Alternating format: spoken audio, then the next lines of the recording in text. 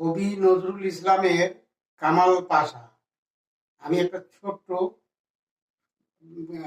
কবিতাটা অনেক বড়, তবে তো অতটা করা যাবে না। আমি ছোট্ট করে একটা স্ট্যান্ডার একটা আপনাদের আবৃত্তি করে শোনাচ্ছি।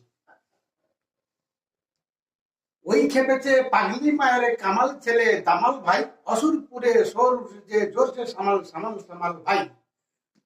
হুররে হো হুররে হো হুররে হো হুররে হো হুররে হো হো কামাল তুলে কামাল কিয়া ভাই।